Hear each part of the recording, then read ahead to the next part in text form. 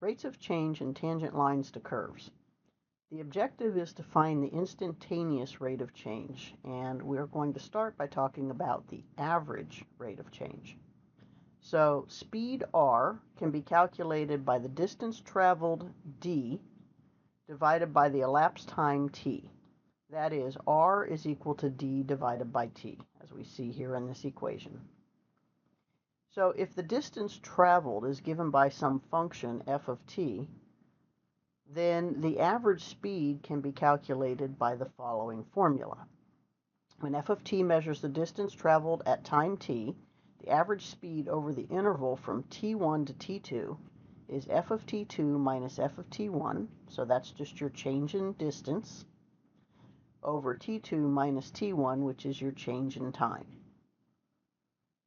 All right, so for example, if the force working on, or the only force working on a free-falling object is gravity, then the distance in feet that the object has fallen in time t in seconds is given by 16t squared. So a penny is dropped from the top of Trump Tower in New York City. And we have two questions here. What is the average speed during the first 2 seconds of its fall? And it says in part B, since the Trump Tower is 664 feet tall, it will take the penny approximately 6.44205 seconds to land. So what is the average speed in the interval from 6 seconds until it lands? All right, so we'll start by answering question A, okay? And so remember that our distance function is given by y equals 16t squared, or if we want to call that f of t equals 16t squared, to use the formula. So our average, now we're looking for what is the average speed during the first 2 seconds it falls. So for the first 2 seconds it falls, we're actually looking on the interval from 0 to 2. So that means, according to our formula, that our average rate of speed is going to equal f of 2 minus f of 0 over 2 minus 0. So plugging into our formula here, missed my squared there.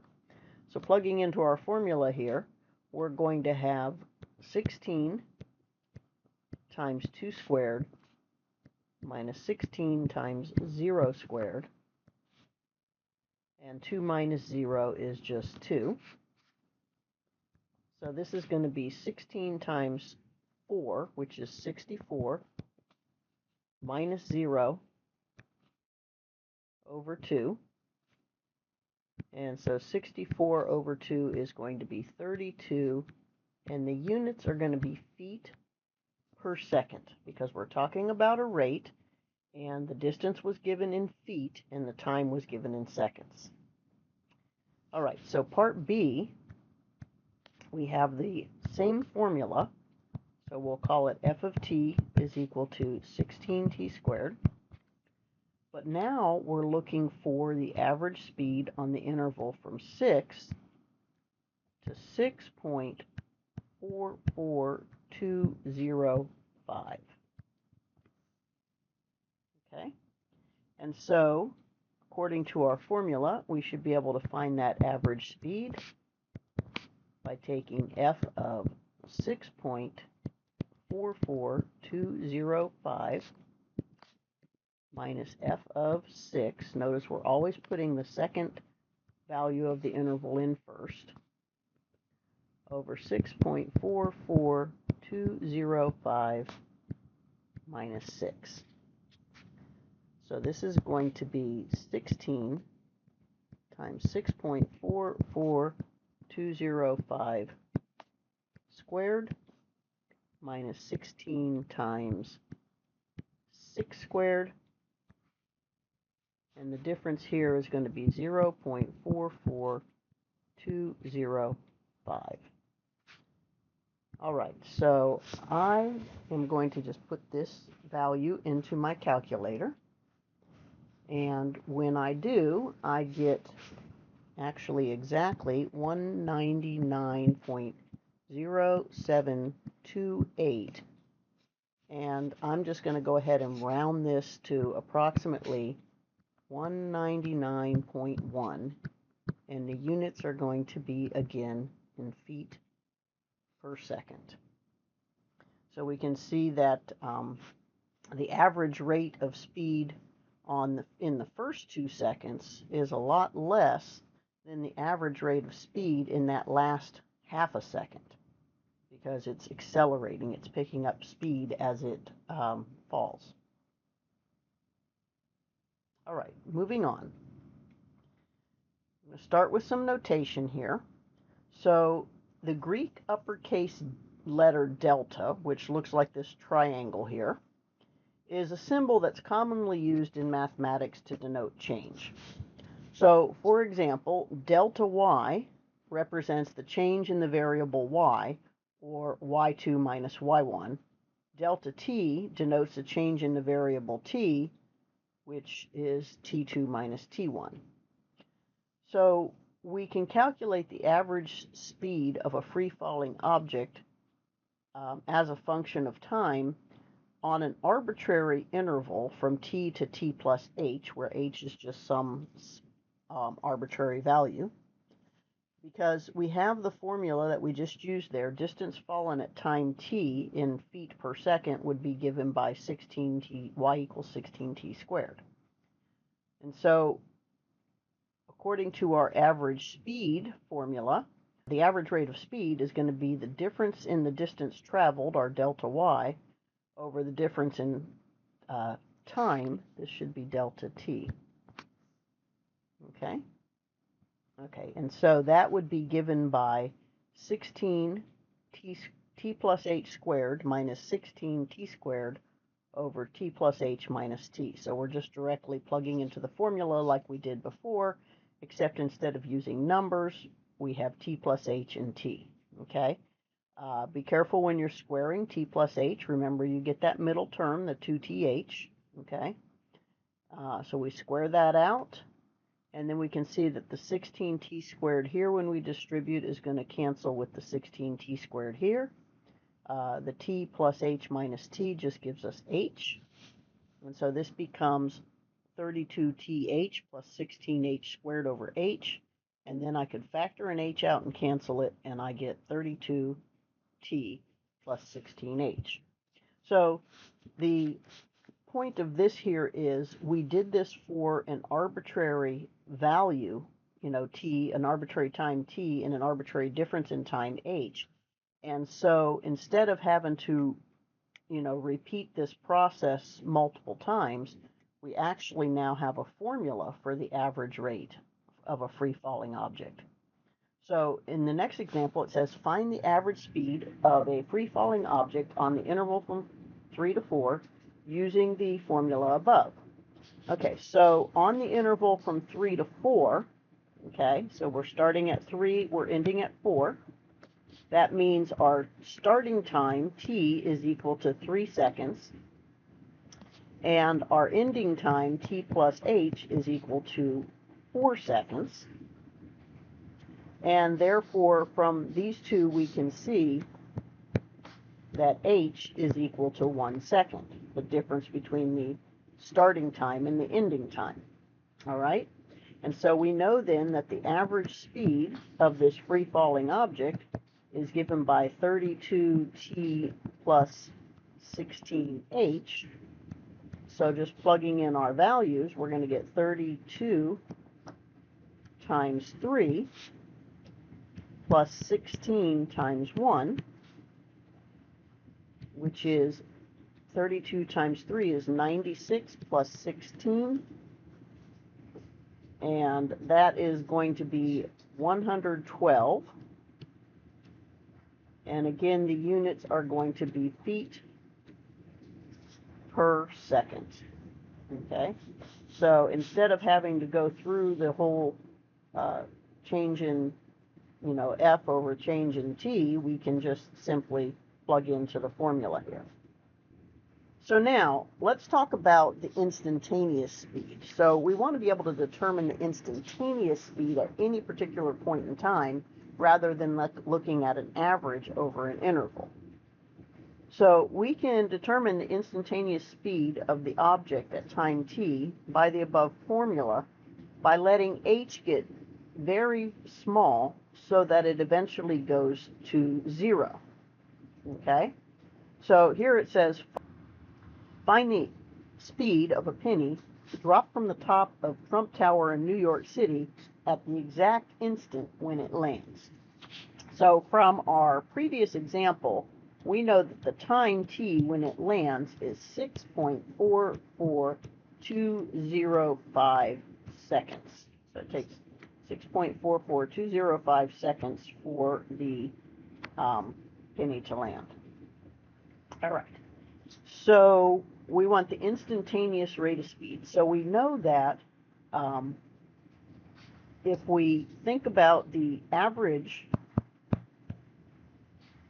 which was given by 32t plus 16h, okay, so that's from the formula that we got up here, okay, so 32t plus 16h.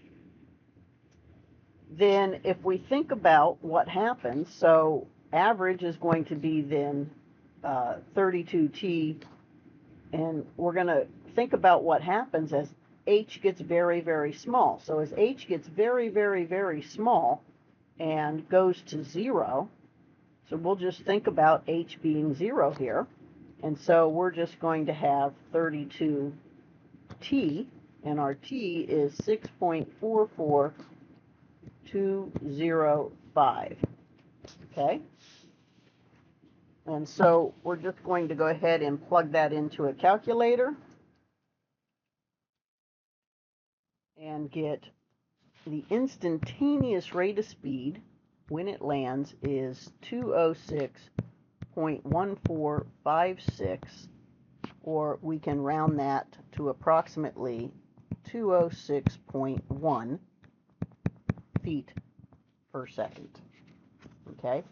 So the instantaneous rate of speed, we just think about the h just getting smaller and smaller. So we did the example where we were on the interval from 6 to 6.44205, and then we could think of that as maybe being from 6.4 to 6.44205, and then we can just get closer and closer and closer so that h, the difference between those two values, just gets smaller and smaller so that h eventually becomes 0. And so our instantaneous rate of speed is going to be what we get as we let h equal 0. Okay, so we're talking about this in terms of speed, but we can talk about an average rate of change in general. Okay, and so we can say in general that if y is equal to f of x, is then the average rate of change of y with respect to x on the interval from x1 to x2 is given by delta y over delta x, which is f of x2 minus f of x1 over x2 minus x1 according to our formula. But in the case where we think of x2 is actually just equal to x1 plus some amount h, then we can rewrite this formula as f of x1 plus h minus f of x1 over h, where h is some positive value. Okay? So this example says find the average rate of change of the function g of x equals x squared minus 2x over the interval from -2 to 4. And so really this is, we haven't done it, we're not doing anything different here. We're just not relating it to speed at the moment.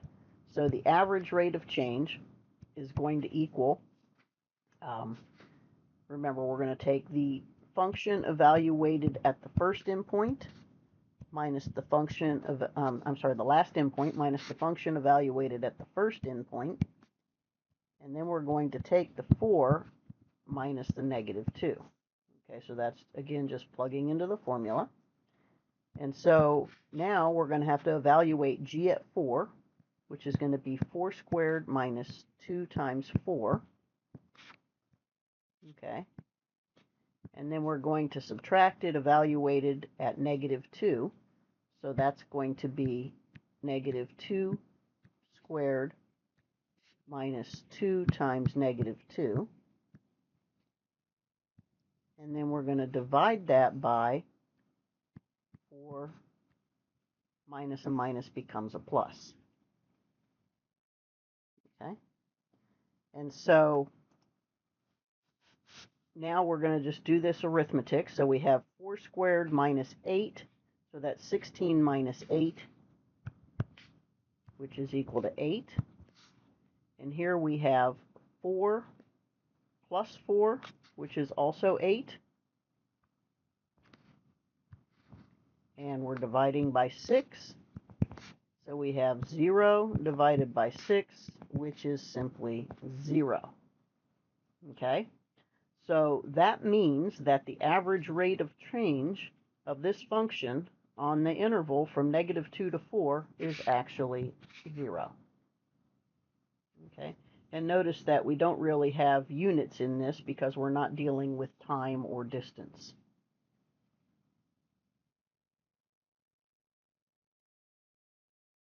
Okay. So, definition of the slope of a curve. So the slope of a curve at a point xy is equal to the slope of the tangent line to the curve at the point xy. So basically the idea is if I have some curve and then I have some point here and I want to know the slope of the curve, I can basically find this tangent line, and that slope of that line will be called the slope of the curve. So since the slope of the curve is defined as the slope of the tangent line to the point, we have the problem of finding the slope of the tangent line when we only know one point. So to solve this problem, we'll consider what we call a secant line through the curve. So a secant line is just a line that intersects the curve in 2 points. Okay, so I have this picture here, and so the idea is we want to find the slope of the blue tangent line here, but we only have one point and we need 2 points to know the slope of a line.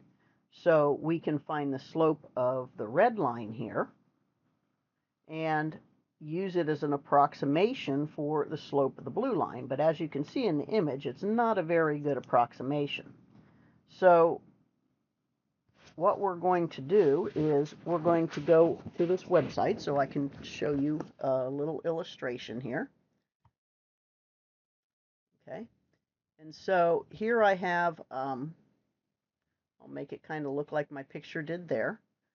Okay, so here I have a my point P, where I'm trying to find the slope of the blue line, and my point Q, which this line I could find the slope of because I have 2 points.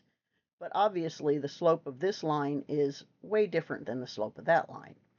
But if I were to actually just start moving the point Q to get closer and closer to P, now notice that the slope of the red line is getting closer to the slope of the blue line.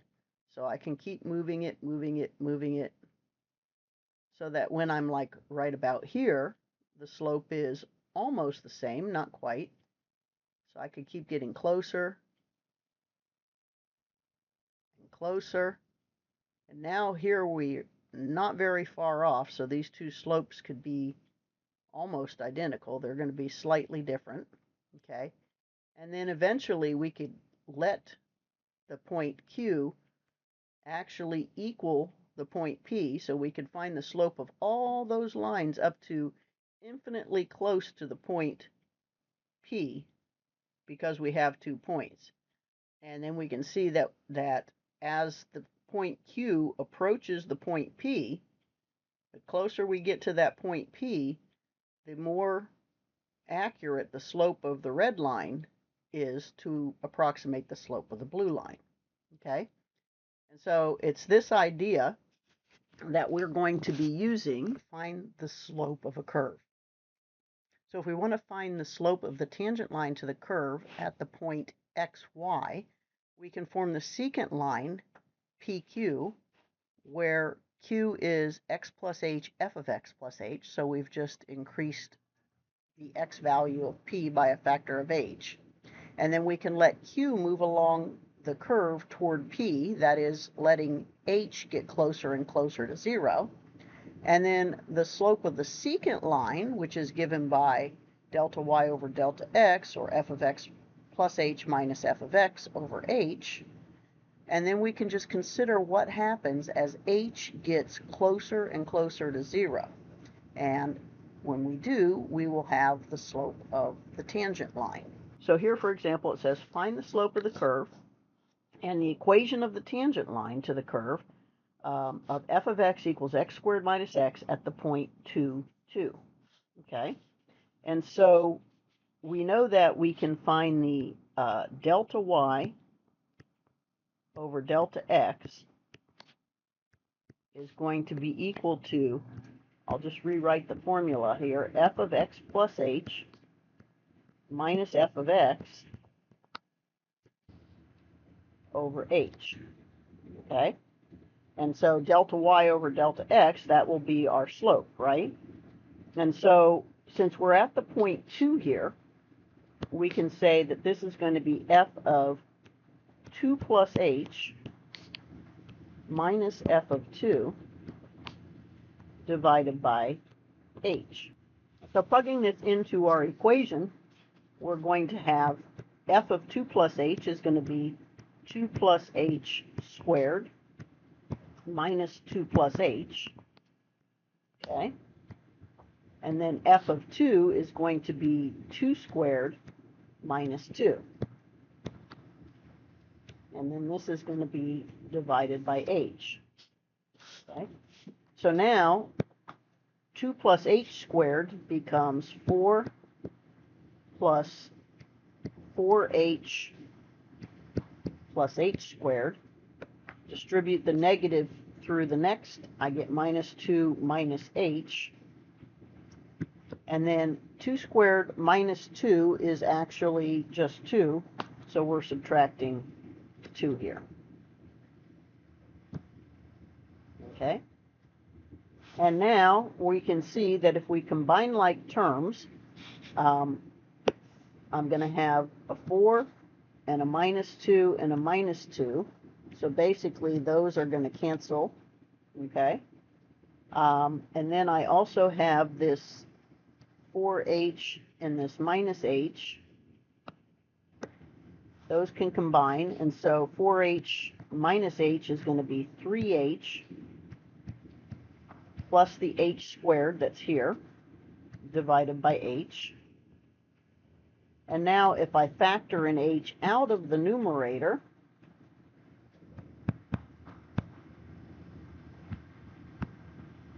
I can see that these h's will cancel, top to bottom, and this just becomes 3 plus h. And now, remember I said so this would be the slope at the point 2 plus h, with the other point having the x-coordinate at 2 plus h. And now we're going to let those 2 points approach each other, which is like saying we're going to let h get just closer and closer and closer to 0. And as h gets closer and closer to 0, this is equal to 3.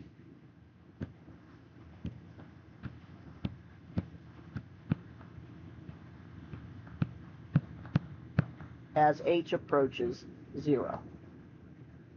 Okay? So now we have the slope of the line, and there were 2 parts to this question. It said to find the slope of the curve. Okay, so we have that. And it said to find the equation of the tangent line to the curve. Okay? So we have a couple of ways for finding equations. Remember the point slope form, y minus y1 equals m times x minus x1. Okay? I kind of like to write that equation as y equals m times x minus x1 plus y1. Okay? And because typically we're going to write the final answer in the y equals mx plus b form. Okay, so we'll start here. So we have the slope, okay, and we also have the point here. The x1 is 2 and the y1 is 2. So this is going to be x minus 2, that's your x1, plus your y1, which is also 2. And so we get the equation of the tangent line here is going to be 3x minus 6 plus 2, or y is equal to 3x minus 4. Okay? And so we have answered the two questions. We wanted the slope of the curve at the point, and we wanted the equation of the tangent line at the point. All right, so we can generalize this formula now, and we can say, in general, if y equals f of x, the instantaneous rate of change of y with respect to x can be found by evaluating delta y over delta x, which is f of x1 plus h minus f of x1 over h for an arbitrary h, and then considering what happens as h approaches 0. Okay? So that's going to just be our formula now for instantaneous rate of change. So if I want to find the instantaneous rate of change at this point, okay, so again, we're going to start with, we're going to take the f of x plus h, so I'm going to write the formula down. So the instantaneous rate of change, which is delta y over delta x, is going to be f of our point plus h minus f of our point divided by h. Okay, and then we're going to consider what happens as h approaches 0. All right, so plugging in for this particular function, our x1 is 2, okay, because that's the point in question. And so f of 2 plus h minus f of 2 over h is going to equal 1 over 2 plus h squared minus 1 over 2 squared divided by h. Okay? And so here we can simplify this a couple of ways. I like multiplying top and bottom. So 2 squared is just 4, so the least common denominator here is 4 times 2 plus h squared. So multiply the bottom also by 4 times 2 plus h squared. And so when I multiply that by here, the 2 plus h squareds cancel, and I simply get 4. When I multiply that here, the 4's cancel, and I get 2 plus h squared. And in the denominator, I get 4 times h times 2 plus h squared. Okay? So now we got to do a little bit of algebra here in the numerator. I'm going to go ahead and square this out. So I'm going to get 4 minus 4h plus h squared. Don't forget that middle term when you're squaring a binomial. Over 4h 2 plus h squared. And then this is going to equal, when I distribute that negative, I'm going to have the 4 minus 4 cancels. So this is going to become a positive 4h minus h squared over 4h times 2 plus h squared. Then again, I can factor out the h on the top.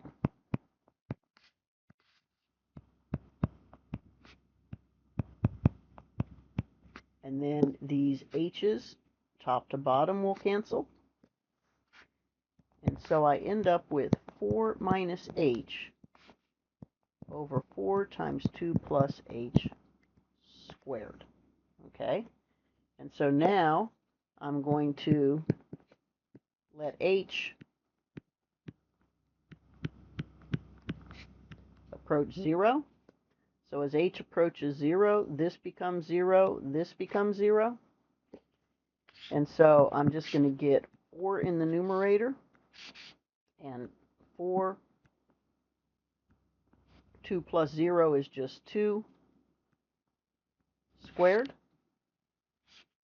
And so this is going to be, here I could actually reduce and the 4's cancel. So I'm going to just get 1 over 2 squared, which is 4. Okay? And so the instantaneous rate of change of this function at this point is 1/4, and whatever the units happen to be, which were not given. All right? So that is how we find the instantaneous rate of change at a point.